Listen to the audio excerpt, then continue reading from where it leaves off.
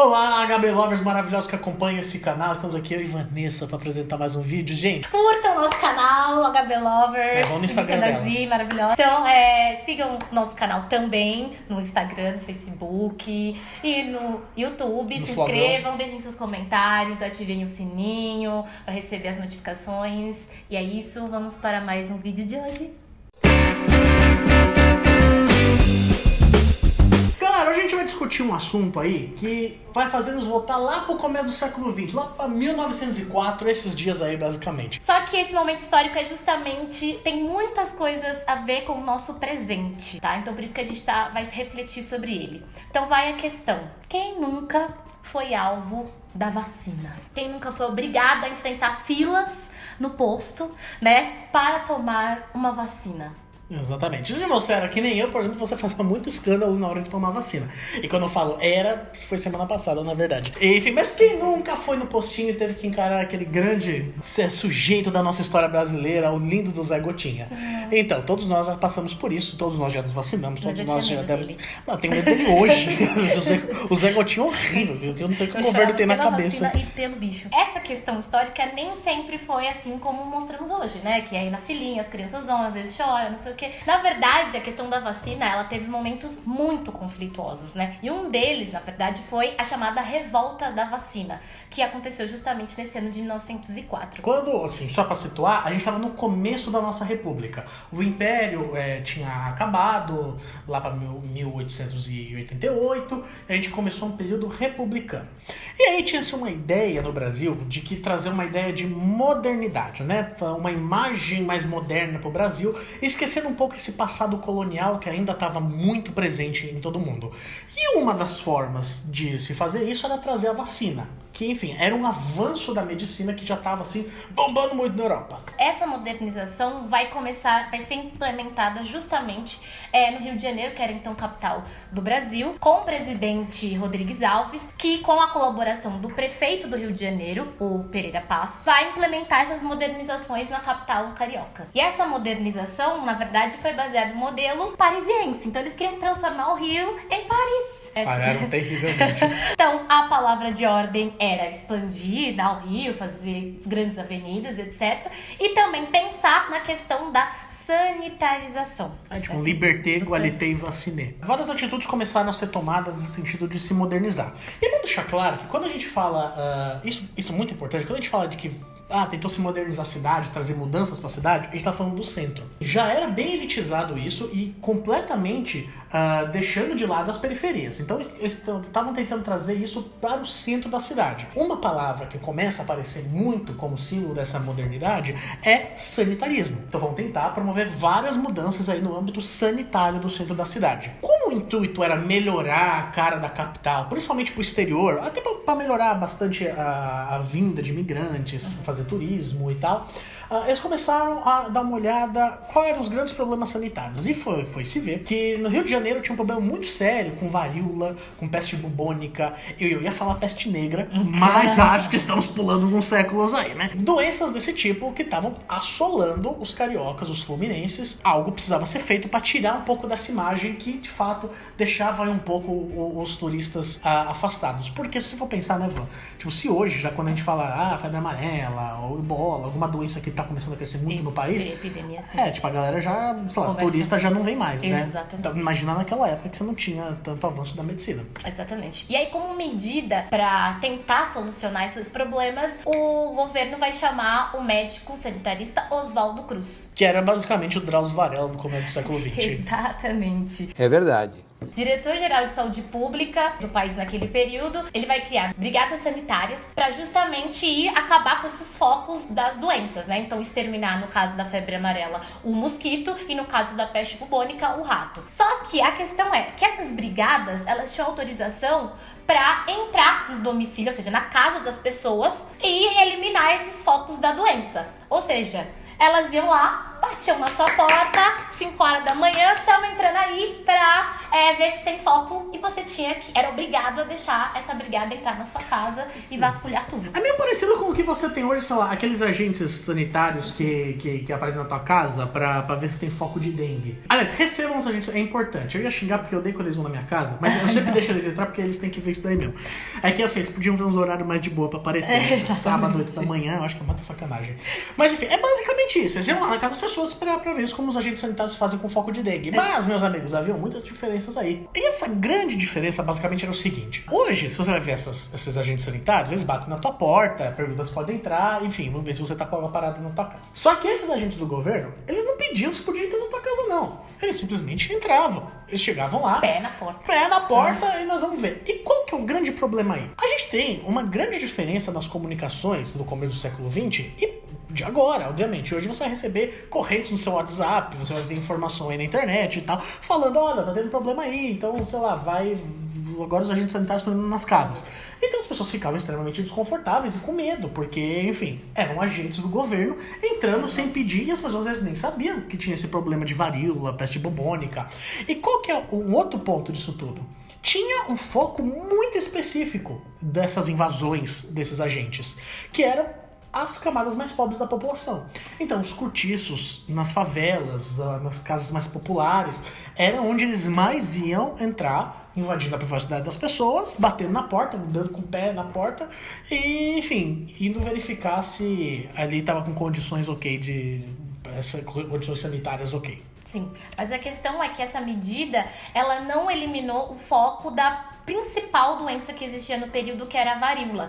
Então, essa doença matou milhões de pessoas em todos os lugares do mundo e essas medidas não impediam, então, que essa doença se proliferasse. E a vacina contra essa doença foi descoberta pelo médico britânico Edward Jenner em 1796 e essa vacina, a descoberta dela se espalhou pelo mundo até chegar aqui nas terras tupiniquins. Bom, então, no Congresso começou a ser tramitado o projeto de lei que tornava obrigatório essa vacinação. E aí, no dia 31 de outubro de 1904, finalmente, a lei passou no Congresso, ela foi aceita. O próprio Oswaldo Cruz, ele estabeleceu o regulamento e montou lá todas as regras de como é que isso ia funcionar. E aquilo não podia ser alterado. E esse regulamento era extremamente rígido. Então, era obrigatória a vacinação desde o bebezinho até o idoso. E quem não se vacinasse ia sofrer fortes repressões no governo. Então, era muito bem controlada essa questão de quem ia se vacinar ou não. Então, para você arranjar um emprego, era obrigatório mostrar lá a sua carteirinha falando que você foi vacinado. Se você fosse realizar matrículas nas escolas, tinha que mostrar a carteirinha também. Viagens, hospedagens, casamento no cartório, né? Mano, você tinha que casar, você tinha que apresentar. Você tinha que casar. Era muito rígida essa questão, até que se você não tomasse a vacina, você ia pagar multa. O intuito, o grande objetivo disso tudo era se montar aí um grande projeto de conscientização para atingir as massas e chegar na população e falar, bota a vacina no braço, você tem que se vacinar, e é isso. Qual que é o problema? Apesar de, a priori, na teoria, a ideia seria de conscientizar as pessoas de que elas são obrigadas a se vacinar, eu nunca vi você conscientizar a obrigação de alguém, mas assim, isso foi completamente ineficaz, porque não atingiu as pessoas, assim, não trouxe de fato uma reflexão nas pessoas do porquê que isso deveria acontecer, por que elas deviam se vacinar. Basicamente, de falar assim, já tem que se vacinar porque o governo quer e pronto. Junta isso com a forma completamente agressiva e violenta que os agentes sanitários agiam para entrar na casa das pessoas, para vaciná-las e tal. Bom, você sabe o que isso acontecer. Ia dar treta, meu amigo, não tem como isso ficar de boa. Basicamente, você vai ver tudo isso no principal jornal que divulgava essa campanha, que era o jornal A Notícia. E ele sempre colocava ali sobre, enfim, que você deveria se vacinar, obrigado. Só que, enfim, muita gente não lia, muita gente não via, e só quando realizava que, tem uma pessoa invadindo minha casa com uma vacina. Mas, basicamente, em 9 de novembro, o jornal A Notícia divulgou que seria obrigatório. Enfim, baixou uma lei completamente totalitária de que todo mundo aí tinha que botar o Zé Gotinha no braço.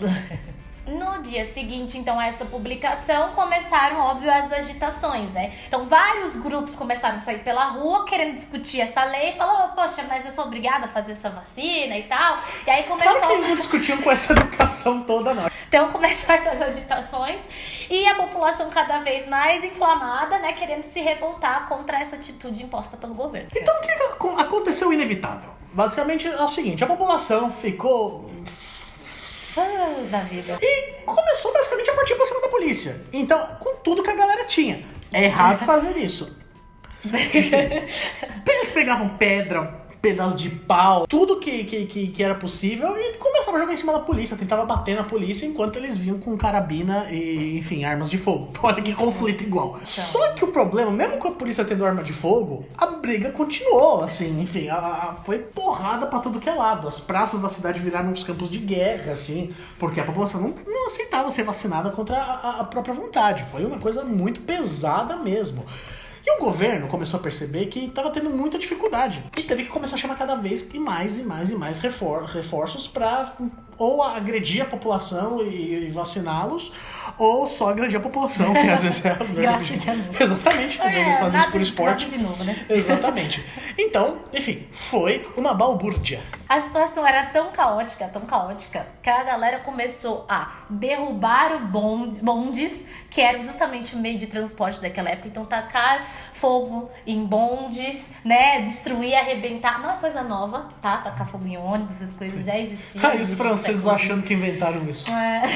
Claro que esse momento de instabilidade, de briga de gente saindo no pau e na carabinada no meio da praça, serviu aí de um bom contexto pra uma galera aí que queria, enfim, um palanque político aí pra aparecer e falar, olha, somos a solução. Olha só, olha quem apareceu aí no nosso grupo.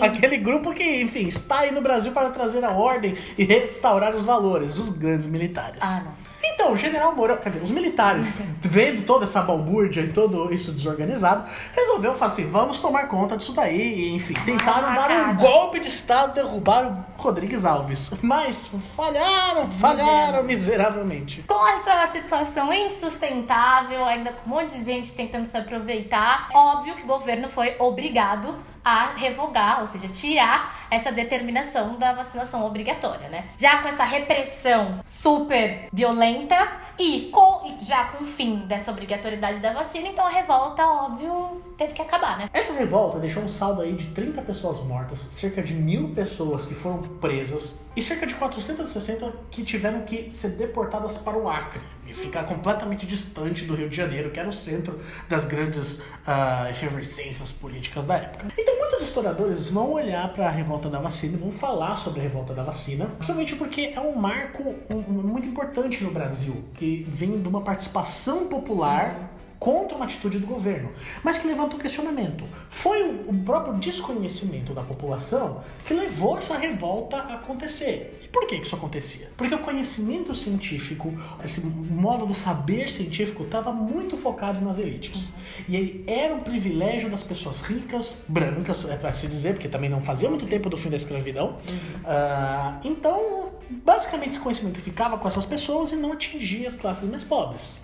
Ou seja, num furdúncio desses, era a forma que eles tinham para se defender disso que eles não conheciam. Exatamente. Mas a questão, para além disso, está também na modernização. Modernização do centro, exatamente, né? Como o Jonathan falou, a gente tem que pensar nesse centro, e esse centro era habitado justamente por essa população mais pobre, população negra também, que foi expulsa das suas casas, com esse ideal aí de modernização, de ampliação do centro carioca, foi expulsa e eles já tinham então essa mágoa do governo e depois de serem expulsos das suas casas, seriam obrigados a tomar a vacina, né? Então, essa ação do governo foi justamente conhecida como bota abaixo, ou seja, acabar com todas essas construções cortiços, favelas... Eu acho que esse gesto foi extremamente didático. O Brasil inteiro compreendeu nisso daqui.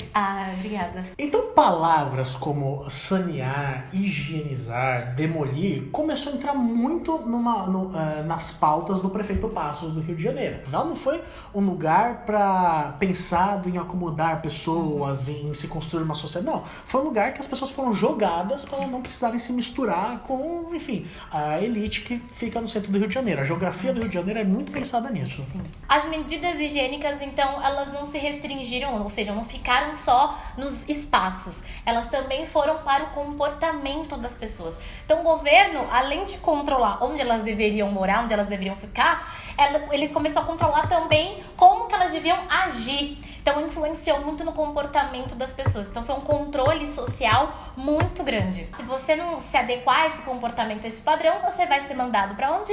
Para cadeia ou para o manicômio. O ponto aí é basicamente mostrar que essa manifestação, esse levante popular, não se deu simplesmente por conta de se vacinar ou não, por conta de uma questão de higienista ou não. Mas, basicamente, foi uma revolta popular contra um ato violento e extremamente repressor do governo. Mostrando, então, já no começo do século XX, como a população tinha essa força e tinha esse poder, sim, contra qualquer tipo de repressão que vinha de cima. Mostrando, enfim, que uma nova configuração aí social estava nascendo. Gente, não se esqueça de inscrever, vamos sair desse relacionamento abusivo que você assiste nossos vídeos e não se inscreve, clica no sininho, segue todo mundo no Instagram, segue a página no Instagram, entra no Instagram para escrever, importante. Deixa comentários. Segue a gente no Facebook, no Twitter, no Flogão, vai lá, a gente vai estar lá só esperando por você. Beijos, é isso, até o próximo vídeo.